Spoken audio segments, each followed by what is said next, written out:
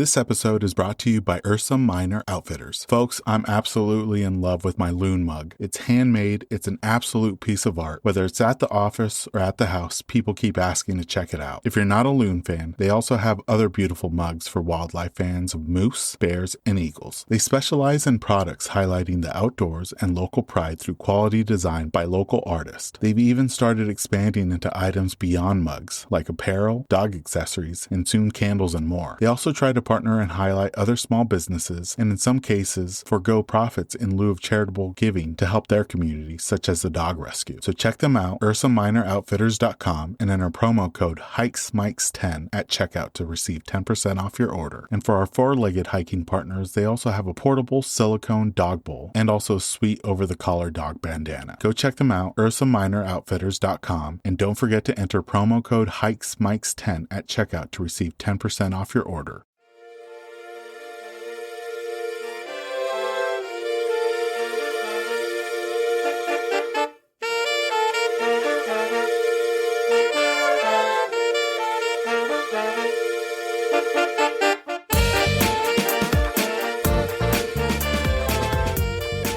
Welcome, everyone, to the Hikes and Mikes podcast. I'm your host, Ivan, and together we'll embark on a weekly journey connecting with extraordinary hikers from all corners of the U.S. and beyond. As the cool and colorful embrace of fall envelops the Northern Hemisphere, we've had the privilege of conversing with remarkable individuals throughout this season. Their experiences and adventures will leave you yearning to hit the trails. And in today's episode, we're talking to an incredible individual who's been an amazing supporter of the podcast and has done some amazing hikes across California and the Southwest. Her name is Bekka, and you can follow her on Instagram at i.am.bekka. Bekka shares with us some of her favorite places in and around Central California, including the beautiful Eastern Sierras.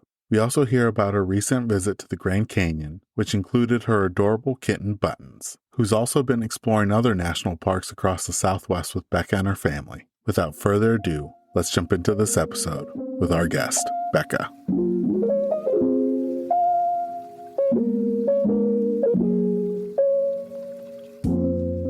Welcome, everyone, to the latest episode of the Hikes and Mikes podcast. I'm really excited to talk to this individual today. She's going to be sharing some amazing places in and around her neck of the woods. Bekka, thank you for joining us on the podcast.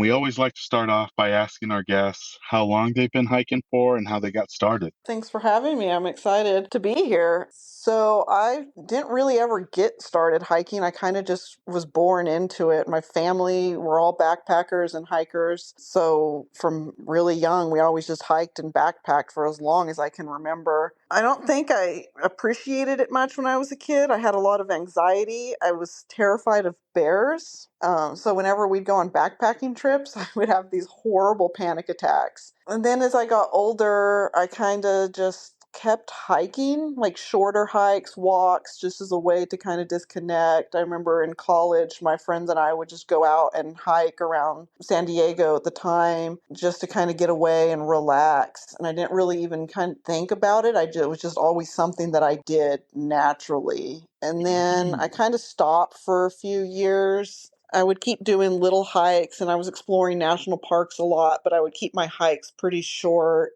And then about a year ago, I met my current boyfriend, and he's really into hiking too, and he hadn't done it in a while. So we kind of motivated each other to get back into it and pushed each other to do longer hikes, tougher hikes, and just kind of get out of our comfort zone. So that's been really good. And ever since then, starting like last summer, we've just been on the trails and just pushing ourselves and hiking and getting out there and really enjoying it. So I'm like learning a whole new appreciation for hiking that, I lost since I was a kid. Right on. And I'm excited about your most recent trip that you did. And I'll definitely be sure to ask you how that trek was, because you went down the Grand Canyon and hiked all the way back up. Yeah. But I really didn't have any anxiety or fears when I started hiking about wildlife. And then in the last year, I came across some cougar footprints in the snow last winter or 2 winters ago. Mm-hmm. And ever since then, I'm a little bit more cautious about my surroundings. And definitely, like, if I hear some creaks up in a tree, my head does a 180 and looks up. How did you kind of overcome the anxiety of bear encounters? I just kind of forced myself out there, and it was really weird because I'd gone pretty much my whole life and I'd seen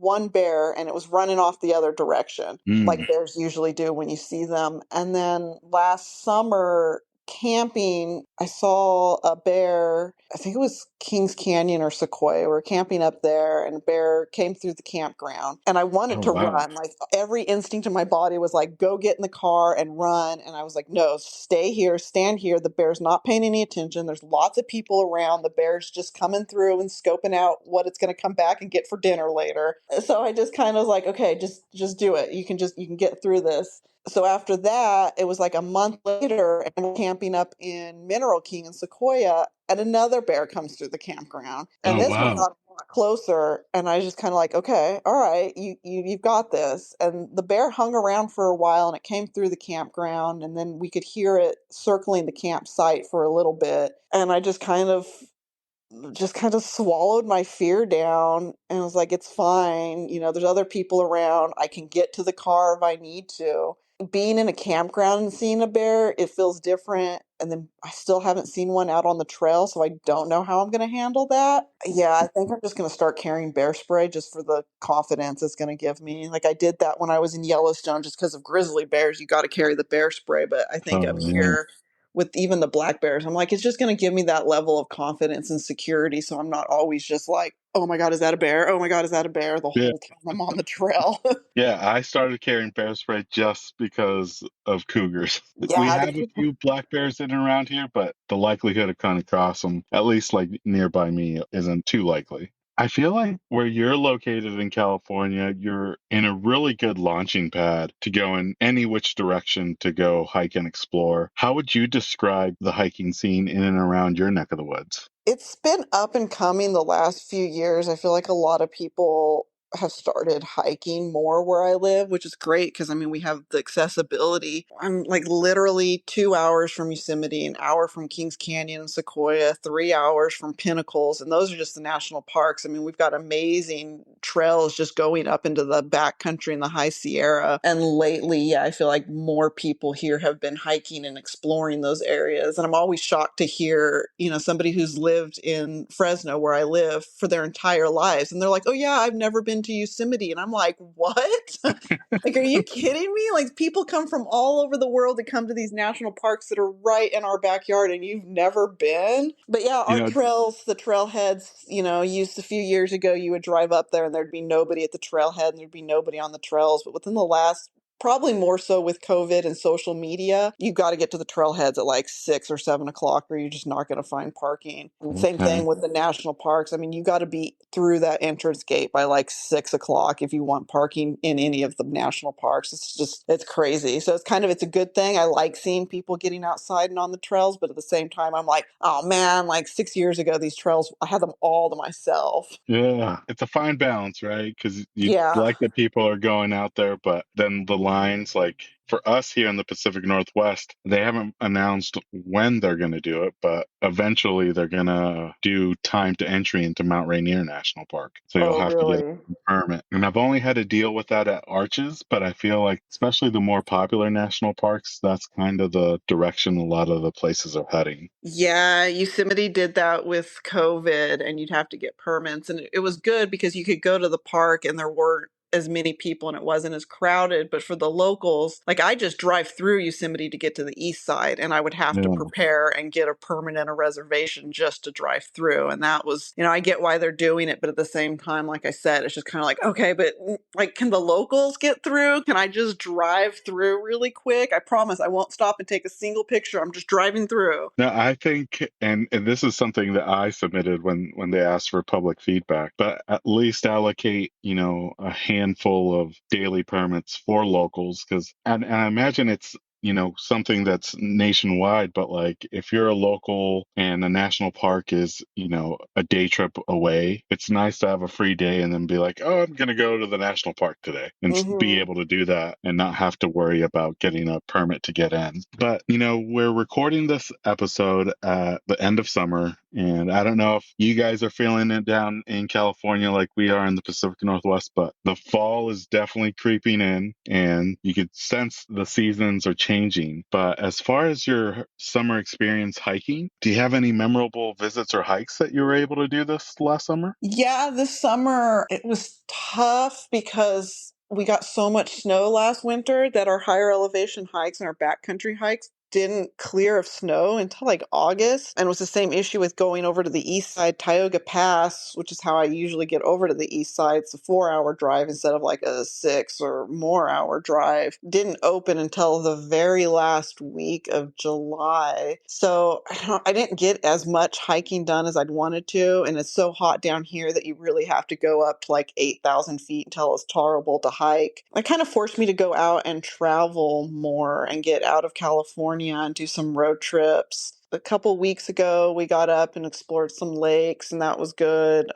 Last week, we just went to the Grand Canyon, like you touched upon, but haven't been super active on the trails as much as I was last year, just because there was still so much snow everywhere. Now, It was good. We needed the snow Becca, for sure, but no, yeah, you guys got plenty of water, at least for this year, and I'm hoping it becomes a little bit more consistent for you guys. You've kind of touched base on it, but there's so many unique regions and landscapes within your state. You know, you can go down to SoCal and be in Death Valley, Joshua Tree. You can go into the Sierras. You can go to the coast. There's such a wide variety of landscapes across the state. What are some of your personal favorites that you like to visit each year? I love the East Side, and I've heard other guests on the podcast mention this. A lot of the Californians, it's kind of like our own little paradise over there. It's like you're not even in California anymore. It feels more like you're in Wyoming or something. And you've got like the Sierra are just like right there. Like you're standing down in this valley and you're just looking up at Whitney and you're down in the sagebrush. And it feels like you're in Wyoming, I swear. And it's beautiful. And then that's where you get the best fall colors and the aspen groves. You drive up and you're at, 8,000 feet and you're basically at a high Sierra lake, which makes the hiking complicated because you're starting at such a high elevation and you gain really fast. So if you're not used to the elevation, it can be kind of tough. And it's like Yeah. this year earlier, we went up to the White Mountains, which are on the other side of Owens Valley. They're on the east side. And we camped at like 9 or 10,000 feet and we hiked up to the Bristlecone Pines. And there's no crowds, there's less people, and it's just beautiful. And it's like the vibe over there. I started going there a few years ago and I try to get over there at least like 5 or 6 times a year. It's like you got to get there for the fall colors, you got to get there in the summer, you got to see the wildflowers, which don't bloom usually until like July or August just because it's at a high elevation. And it's just like the lakes and everything over there is just like spectacular. I love it over there so much. It's my happy place in California. Oh man, it sounds magical. Now, one place that I think is in the Eastern Sierras, and correct me if I'm wrong, but it's been on my bucket list for several years now since I've seen pictures and videos from this place, but that's Alabama Hills. Oh, yeah. And you've had some wonderful visits. And for me, just looking at the pictures, the Sierras look almost fake compared to the desert landscape in front of it. How have your visits been to Alabama Hills? And can you share a little bit about what makes them so unique? I think, like you said, it's like the contrast between like kind of these red rocks and these big boulders, and then you're looking up at the Sierras and they're just right there. I first went there for a geography club field trip in college. And we got there at night and we stayed in the town of Lone Pine and you couldn't see anything. It was pitch black. And I woke up the next morning and I looked outside the hotel and it was just like the most amazing thing I'd ever seen. And I was like, I'd always been on the west side of the Sierras and you don't really get the same impact on this side. Like you have the foothills and then you've got the Sierra and it's hazy and smoggy over here. And half the year you can't even see them. To be on the east side for the first time and look up at the Sierras and I was just blown away. And then you get up into the Alabama Hills and they filmed like a ton of movies there. In the town of Lone Pine, there's a little film history museum. It's really cool to check out. all of the movies that they filmed there. It was like the first Iron Man, Tremors, and a whole bunch of like these old Western movies, because it doesn't look like you're in California anymore. And it's like, I think Hollywood, they're like, oh, this is right in our backyard and we don't have to go to the Middle East to film this. We can just be like, oh, here we are. And it's super accessible. And it's, yeah, it's a really cool area to check out and hike around. And you got to do Mobius Arch, because that's like the famous like Instagram where you're looking up through the arch at Mount Whitney. And it's just like, okay, you got to get that shot right. And yeah, I love the Alabama Hills, and I stop there every time I'm driving through, just because it's right off the road and it's really easy to get to. And you just drive around, and depending on like the clouds or the weather, it just looks different every time. And it's really something to experience. And then last year I discovered outside of Bishop, it's called the Happy Boulders and Sad Boulders, I think. And it's kind of like the Alabama Hills, kind of the same vibe, but a lot less people. So maybe I shouldn't be telling this on the podcast. It's a really cool area to explore, and you're just like hiking along these boulders, and there's these little caves and stuff, and it's just like, yeah, the east side is just like no other place. Yeah, every time I go over there, there's so many new areas to explore, and I'm just like, okay, I got to go here, here, and here, because I haven't been there yet. I'll have to look up that movie museum, because now that you mentioned like Iron Man was filmed there, I feel like I know the scene. Yeah, I And think it was supposed to be Afghanistan. It's like when he comes out and they're like dropping the bomb and he's standing yeah. there. Yeah, that's the Alabama Hills. It's wild. Oh, wow. Okay. Yeah, yeah. That was the scene I was thinking. Now, one of my favorite things on the podcast to talk about with guests, Becca, is outside of the national parks, because the national parks are beautiful. A lot of them are well known, but I feel like especially California, they got some equally impressive state parks, recreational areas, and you've been able to capture some amazing photos from some of these unique places. Can you share with our listeners some of your favorite non-national park areas to explore? Yeah, I mean, I'm gonna go on and on about the east side, but one of my favorites is Inyo National Forest, and it's the area on the east and west side of Owens Valley. So like it's the White Mountains and the Eastern Sierra. Again, it's beautiful, and that's where you get the bristlecone pines, which I think are like 5,000 or 6,000 years old. It's like the oldest tree in the world is Wow. up there. Yeah, it's mind blowing. And then that goes up into the Eastern Sierra. I love that area. Right in my backyard is this like Sierra National Forest, and it surrounds Yosemite, and you get some really nice backcountry areas there. And then up around Tahoe, the national forest up there. Yeah, we've got a lot. And then for like state parks, like Red Rock Canyon, I think it's called, in Southern California. It's like a Yep. mini Bryce Canyon. Jurassic Park was filmed there. And I Wow. love exploring that area. And we went there this spring, and the wildflowers with the super bloom, and it was Oh, no so kidding. cool. Yeah. It's like when the Oh, yeah. desert blooms, it's just like, oh my gosh. Yeah, the pop of color compared to what it normally is just contrasts so well. Now, outside of California, you've had a chance to visit some amazing places across the country. And, because of this podcast, I've always wanted to go to Wind Cave National Park because it's part of the national park system. But several people that have come on have mentioned the grasslands in South Dakota. And you've gotten the chance to visit not just Wind Cave National Park, but also explore in and around the Dakotas. How was it visiting that national park and the surrounding landscapes? It's amazing. A 10 out of 10. Definitely recommend. I love South Dakota.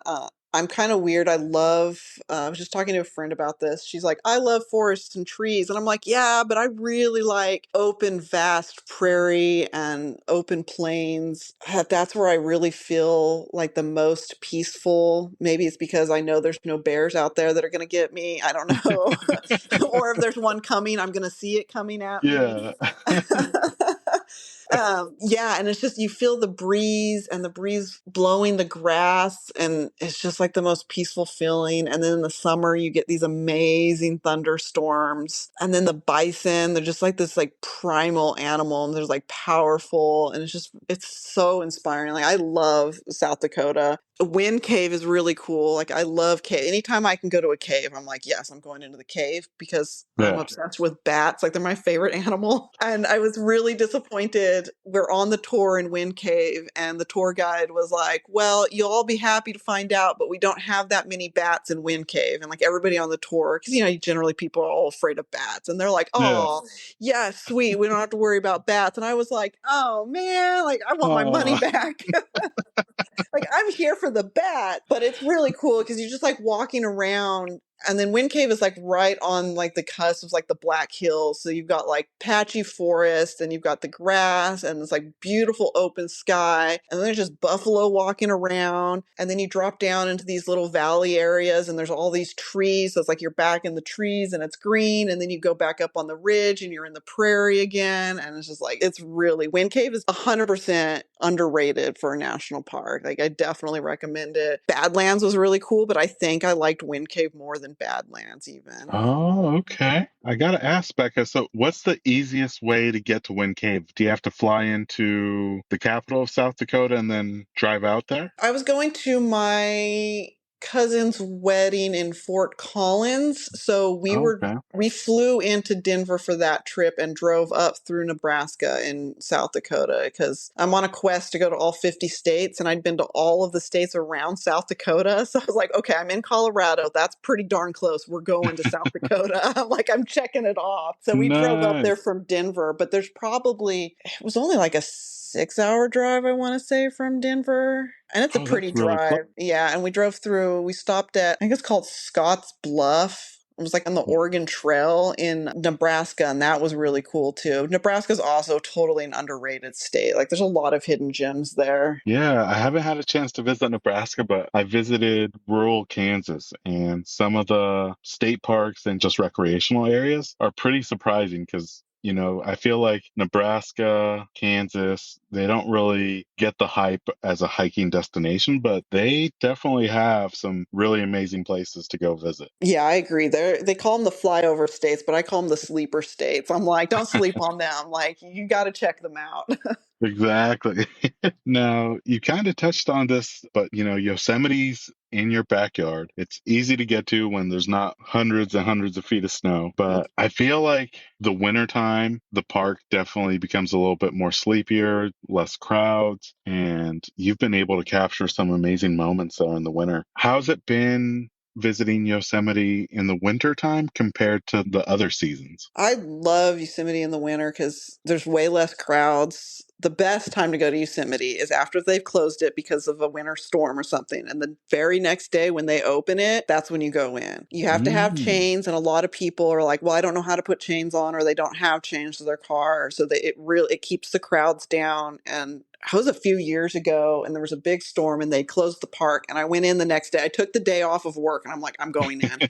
And I swear there was maybe 5 other people in the whole valley. And it was Oh like, my oh goodness. my gosh. Yeah, it was amazing. And it's like Yosemite in the winter when it's got the snow on it, like you don't even, I was taking pictures and I put them on Instagram, and somebody commented, they're like, oh, it's really cool in black and white. I'm like, bro, that's not in black and white. Like that's that's what it looks like with the contrast of the granite and the white snow and the trees with Yeah. the foliage on them.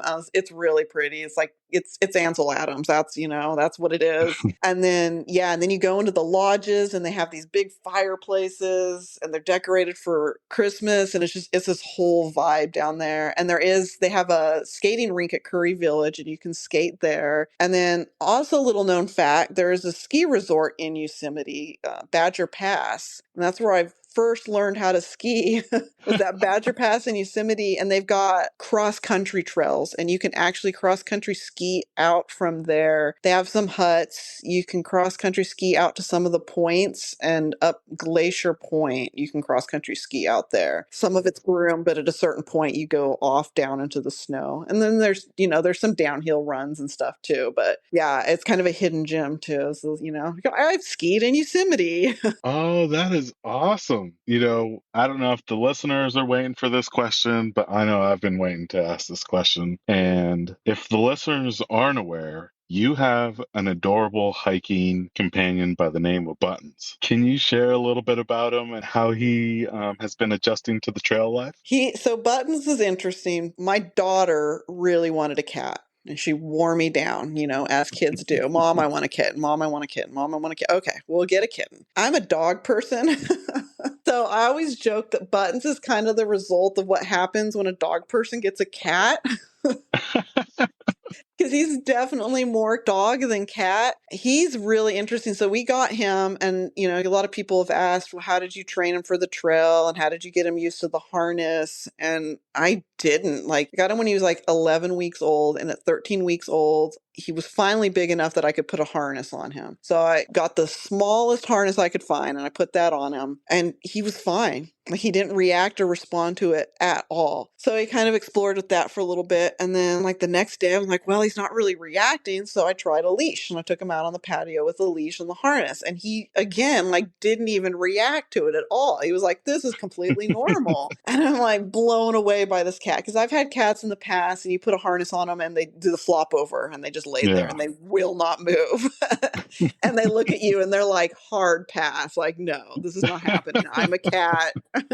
Leave me alone. Yeah. So Buttons is just blowing my mind. So it's the next weekend, let's take him out on the trail. So we went out to a trail here. It was super flat and easy. It was just a short little hike down to the river. And I get him out of the car and I put him down on the trail. And my partner just starts walking down the trail ahead of us, and Buttons just starts running behind him like it's the most normal thing in the world to do. And he's this tiny little kitten. He's always been small for his age. I think he was the runt of the litter. And I'm going down the trail and I'm laughing, I'm dying laughing at this little kitten just running down the trail with a leash and a harness, just having the time of his life. And I'm like, oh my gosh, how did I get so lucky that this is the cat I got? And then we had a road trip, and it had already been booked and everything, to Petrified National Park. And it was a month after we got him. I was well, I don't want to, he didn't have all of his shots yet. I couldn't board him, and I didn't have anyone to, I was it's a 3 or 4 day weekend. I didn't want to leave him alone. Yeah. So I was well, let's see how he does in the car. So we put him in the car a couple of times and just did short drives, and he did fine. And, we keep him in his carrier so he's contained. He's not loose in the car for his safety and ours. And we drove from here to Petrified with him and back, and he just chills in the car. He just sleeps in his carrier, or he'll lay there and kind of watch us. This cat, this might be too much information, but we have a little travel litter box, and it zips up like a little briefcase, and we put it in the back of the car, and Buttons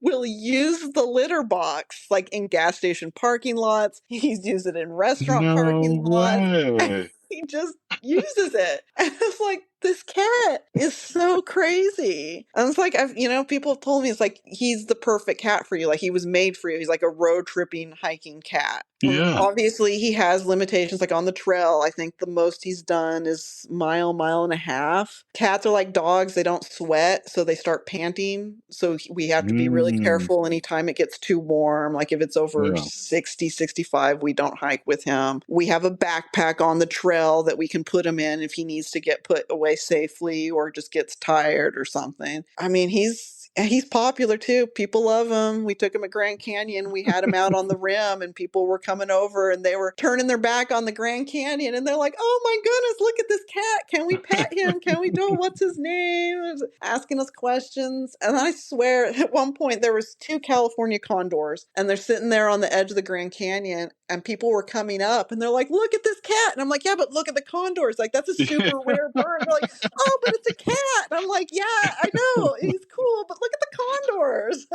Drawing the attention. People love him. Yeah, he gets a lot of attention. And he's super friendly. So he goes up to people like a dog and will greet them. One of my favorite pictures where he's not posing, but I think it's at Petrified National Forest or National Park, but it's you holding him up in front of the sign. Oh, yeah. Yeah. Which was awesome. And, talking about the Grand Canyon, you recently did this trip. The Grand Canyon definitely up there as far as one of the most spectacular national parks, I think, in all the world. And you went down and hiked down to the 3 Mile Rest House and then back up. And that is a journey in itself because isn't it 2,000 feet, a little over 2,000 feet of elevation gain on the way up? Yeah. So how was that experience making the hike down and then coming back up? It's kind of a weird hike. It's 2,000 feet of elevation gain and it's 6 miles round trip. So it's 2,000 feet, which is in 3 miles, which, that's not too bad, but it's tough because usually you start a hike going up and you get the hard part out of the way at the beginning of the hike. And then you get to the end of the hike, like a lake or a summit or whatever. And you're like, oh, well, at least it's all downhill from here, Yeah. So it's easier. With the Grand Canyon, it's opposite. So you don't know. Like I had like a lot of anxiety and I was on the shuttle bus like 2 hours before we were going to do the hike. And there's a sign there like many people overestimate their hiking abilities. Like be careful before going into the Grand Canyon. And I'm like, am I overestimating my hiking abilities? Like, what am I doing? Maybe I shouldn't do this. Like, because once you get down there, then you've got the hardest part getting back up. I'm like, Yeah. okay,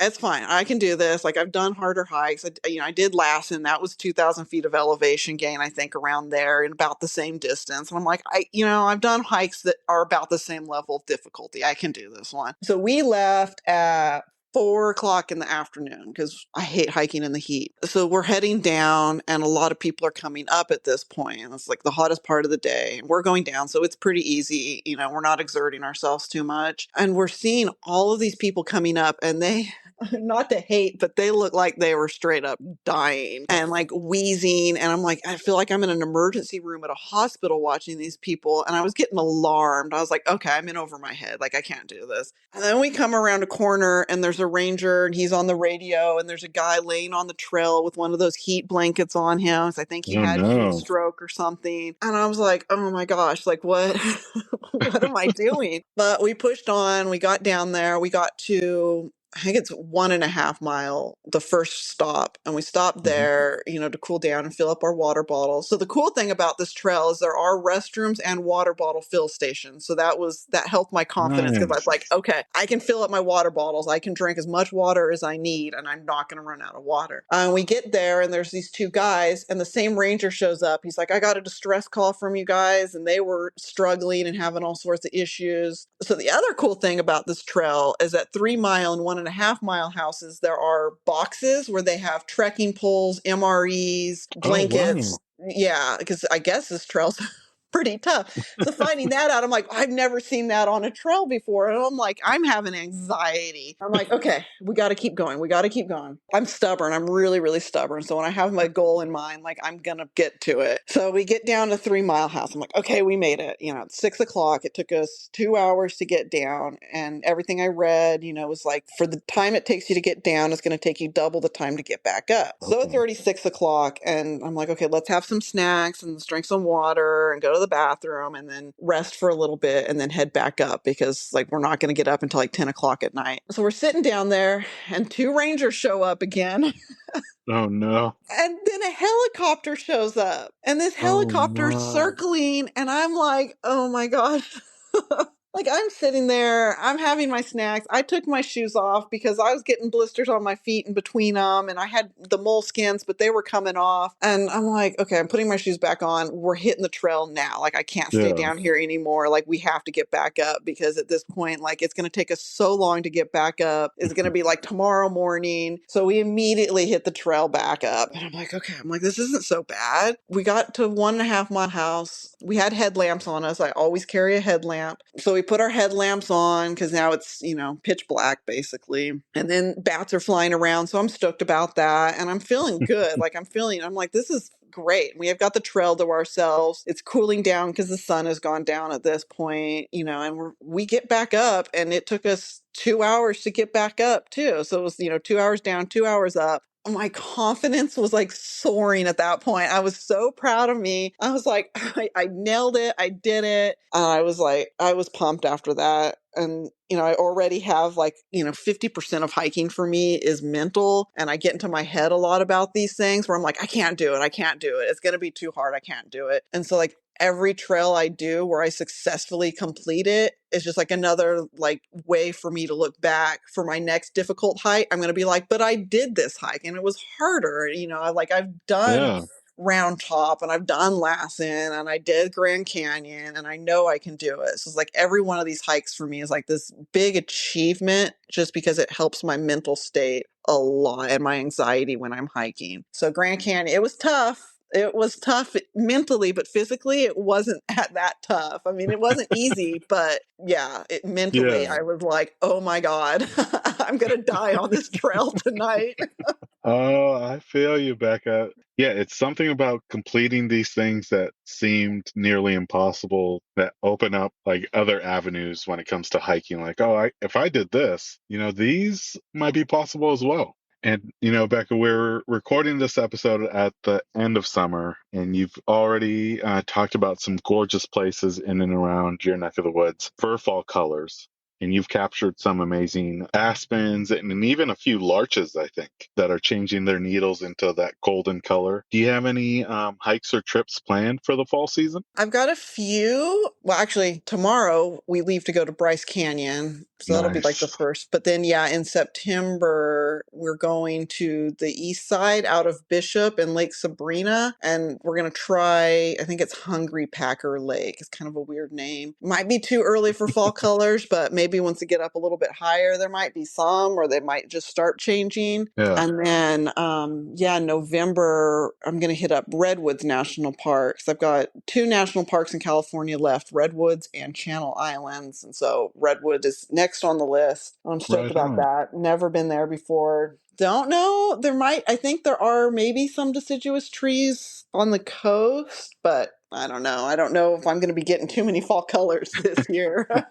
Well, that's exciting. You're going to be able to cross off one more California National Park. And yeah, Channel Islands, what a way to finish the list. Now, Becca, some day hikers have either a summit ritual or a summit routine, or maybe it's the end of a hike routine. For some, it's a favorite snack or meal that they pack. For others, it might be a trail beverage or even just a moment of zen at the top. Do you have a regular custom or routine that you do when you reach your summit, or maybe when you make it back out? I am a fan of a summit beer, the indoor at the lake, just to crack open a cold one or a room temperature lukewarm one, depending. Yeah. Yeah, just to kind of enjoy my time and, have a nice beverage. If it's a really tough hike, I tend to not, just because I need to keep my hydration levels up and the beer can be pretty dehydrating. So Yeah. that depends on the hike. I'm a snacker and I'm like food motivated on the trail. So I'm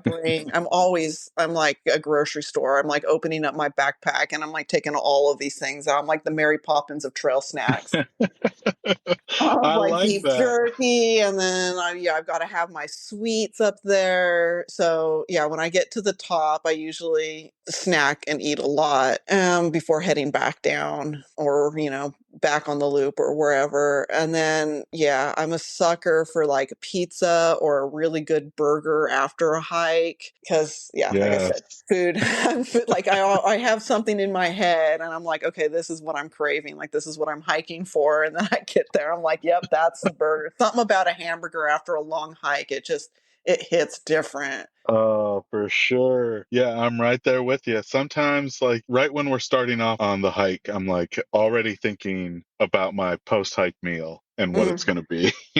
Yeah, I'm like, okay, what restaurant's on the way home? Exactly. Now, Becca, when it comes to all your pack gear, is there one luxury item that you take that kind of falls outside of the essential pack list? My camera. And Mm, every time I hike, I'm like, just leave it. It's a Sony mirrorless, so it's not super heavy. The lens is probably heavier. Again, it's pretty simple. It's lighter, but it is extra weight. And every hike, I'm like, just leave it. Just use your cell phone. Just, I've got an iPhone. It takes decent pictures. I don't need it, but I always bring it with me. And most of the time I get those shots where I'm like, yeah, okay, this is why I keep bringing it with me. Like, but that's definitely my luxury item. I don't need it on the trail. It's not going to save my life in an emergency or serve much of a purpose, but I do carry it with me. Yeah, and a lot of your pictures are just, the contrast is just spot on. Thank you. Some really great ones. Yeah. Now, for fellow hikers that are also cat owners, do you have any tips or advice for hikers that might be interested in taking their cat or kitten out on the trail? I would start, so if cat's not used to a harness, just like at home, put the cat in a harness just for a little bit, distract them with a treat while they have the harness on, like, or play with them with one of their toys or something just to kind of get their mind off the harness. And then as the cat adjusts, hopefully the cat adjusts to the harness over time, just keep it on for longer periods of time. And then, maybe take the cat outside with the harness with the leash. Just make sure the cat's used to the harness and okay with the harness before you try it with the leash, because it's like a whole other. And then same thing with like the car, just start slow. Like we would just put buttons in the car and go for like a 5-minute drive and come back, just so that he doesn't think that every car ride is going to be a 12-hour car ride. And Gotcha. when he's a kitten, he's just like, oh, okay, all right, I can handle this. And then yeah, for the trail, just we've got a little water dish. A lot of cats aren't going to be comfortable drinking water on the trail. So we bring, it's called Churu, Churu, and it hydrates them. So it's kind of like a thicker chicken broth, basically. And it's in this little, like Okay. tube, and that helps them hydrate. And cats will eat that on the trail. They're more likely to eat that than just drinking water because it tastes really good, apparently. It is human grade too. So in an emergency, it'll probably give you some protein also. I don't know. I haven't tried it, but I'm just Hey, saying multi-purpose. it is human grade. It's like a liquid beef jerky stick. That'll help keep them hydrated on the trail too, if they're not going to drink water. Because like a lot of cats will just kind of shut down and not necessarily Yeah. drink water. So that's basically my tips. And just make sure, yeah, like I said, they don't sweat, they pant. So just make sure it's a nice and cool hike with shade. And then with Buttons, we go at his pace. Like he runs and sometimes he stops and then sometimes he wants to lay down or explore something. And you have to think of it differently. Like you're not on a hike, you're walking your cat on a trail, I guess. So you just kind of it's going to be a lot slower of a hike. You're going to stop and Yeah. rest a lot more. It's a lot more leisurely, but yeah, it's just kind of getting in the mindset of I'm walking my cat on a trail. Yeah, I'm gonna have to look up Churu, is how it's Yeah, pronounced. yeah, Yeah. Churu. I just buy it on Amazon. Okay. Yeah, I have to look that up. Yeah, Now, Button loves it. He goes crazy for it. does it come in different flavors? In case of Yeah, an emergency, people want to try maybe beef or yeah, chicken. yeah. The one I have right now is like the chicken variety pack. So you could Okay. probably even throw it into like a Mountain House or something and add a little flavor. It might improve it actually, Becca. It might improve a Mountain House meal. I'm just saying, I'm not going to judge if I hear about anybody eating churu on the trail. Now, Becca, you've shared about some of the awesome trips coming up this fall and for the rest of 2023, but any hiking goals on the horizon for 2024? Well, hopefully I can get back into Mineral King. I'm hoping the road Mm. opens next summer because there's some hikes I want to do back out of Mineral King. Sequoia, there's a few hikes. I can't think of the name. I think there's ones like Charlotte Lakes. Yeah, some more back in the backcountry in the High Sierra. Hopefully we get a little less snowpack so they open up a little bit earlier in the season next year, I'm hoping. Yeah, Plan a lot of hikes last minute. It's always kind of like, oh, well, I'm here. What hikes are here? And then I'll look and see what local hikes are and then just kind of do them like that. Instead nice. of planning my trips more around hikes, I plan my trips more around like national parks or, towns and whatever I Gotcha. want to explore and then throw in hikes afterwards. That was it for the regular questions, Becca. This next portion of the podcast is the this or that questions. I'm going to be giving you two hiking related topics, and you just choose the one that you prefer out of the two. So the first one is, do you prefer ascending or descending? Oh, that's tough. That is tough. Probably ascending if I had to choose. Descending's that's hard. Yeah, I'd say ascending. Ascending, okay. Yeah. And then do you prefer waterfalls or summits? That's also really hard. I'm not like a summit seeker by any means. I do love a good viewpoint though, so I like getting higher and just being able to look out on things. So probably summits. And when it comes to your trail systems, especially when trying to reach a summit, do you prefer switchbacks or straight up? Switchbacks. That's how we do it in California. I'm hearing about other people in like the East Coast and they're like straight up, and I'm like, that's brutal. That's something else. I don't mind the switchbacks, even if they add a few more miles to it. Yeah, that's what I'm saying. And people, yeah, sometimes the switchbacks get a negative. Like, oh man, look at all these switchbacks. And it's like, yeah, but that means you're not going straight up. Now, this next one, are you team trek poles or are you freehand? I am team trek poles all the way. I just got my first pair for Christmas last year, and yeah, I think they really saved me doing Grand Canyon, just because like my knees didn't hurt at all going down, and then coming back up, it was weird. Like I could kind of feel it in my arms and my legs coming back up, but not bad. So it was like distributing all of my energy differently, and I felt like it really helped. And Tammy on the trail told me this on our hike, that you burn more calories if you have trek poles because you're working your arms. That makes sense, because I mean my arms, I can feel it in my arms. Like I'm using muscles in my arms with my trek poles that I'm like, well, I just did a hike, why are my arms a little bit tired? I'm like, oh, like I'm using more muscles now. Now when it comes to your footwear, do you prefer trail runners or hiking boots? So I'm going to go, I haven't hiked in trail runners yet. Right now I'm hiking in a hybrid hiking boot. I think it's a hiking boot trail runner hybrid. And I think with my next pair, I am going to go trail runners. I don't like shoes. Like I'm in flip flops 90% of the time. I was like, and I grew up in the generation where our hiking boots were like, these are the lightest hiking boots on the market at 10 pounds. Yeah. And I'm like, oh no. And I hated it. And so I like my feet to be free and moving. So I was using the Moabs. I was hiking with like the low Moabs. By Merrill, and I was like, okay, these are lighter hiking shoes, and I'm like, I'm gonna go lighter, and it's another Merrill.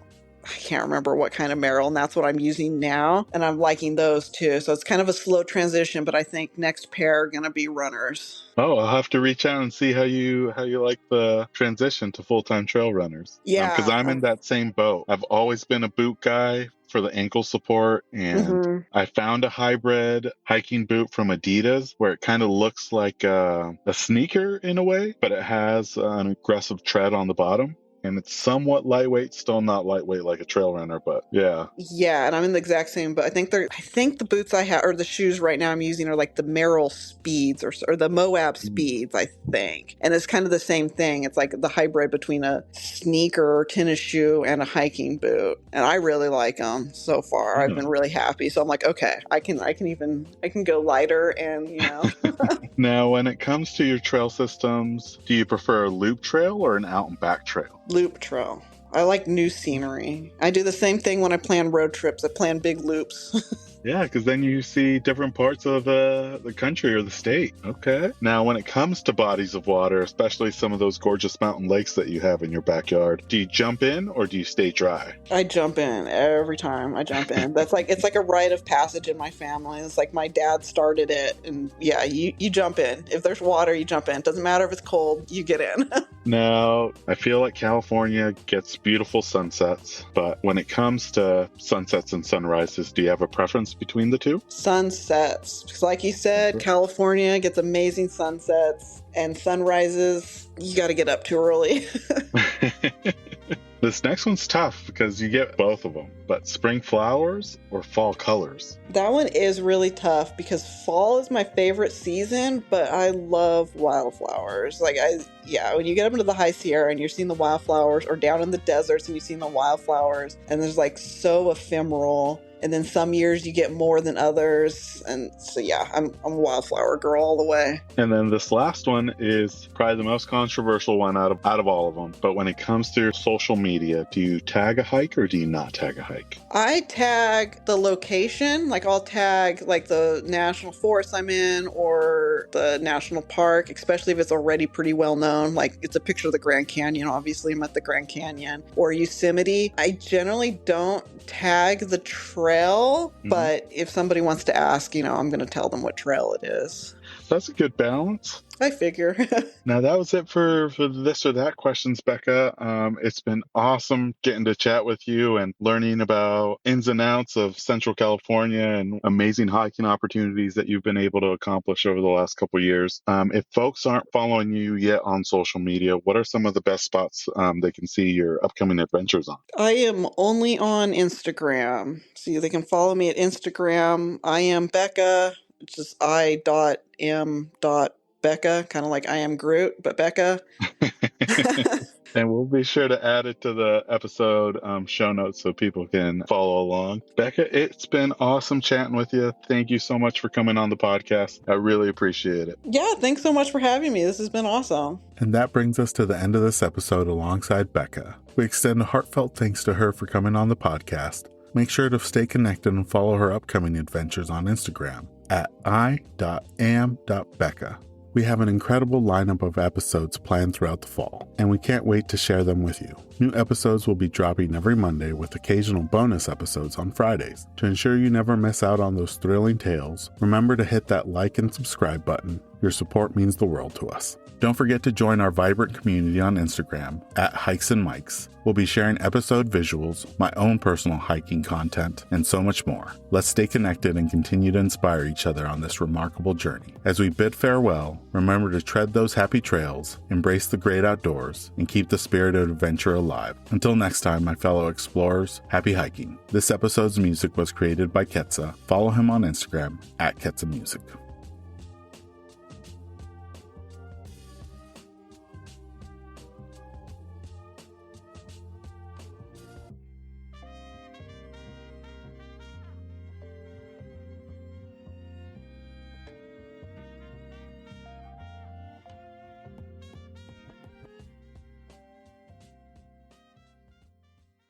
This episode is brought to you by Flip Socks. Whether you're on the trail, on the job, or in the yard, Flip Socks will keep Mother Nature out of your boots with their innovative nylon sleeve. You no longer need to worry about any annoying debris getting trapped in your boots during your hikes. Simply flip down the nylon sleeve over any boot to prevent Mother Nature from finding its way inside, keeping your feet comfortable all day long. To get your first pair, visit flipsockswithaz.com and enter promo code HikesMikes10 at checkout to receive 10% off your order. And for listeners who use the promo code at checkout, I'll be donating 100% of the Season 2 promo code proceeds to Big City Mountaineers, who provide transformative experiences through connections to nature that strengthen life skills and build community for youth and disinvested communities across the nation. So if you're tired of bits and pieces of the trail finding its way into your hiking boots, pick up a pair of Flip Socks today with the promo code HikesMikes10 to get 10% off. For website and promo code, see the episode description.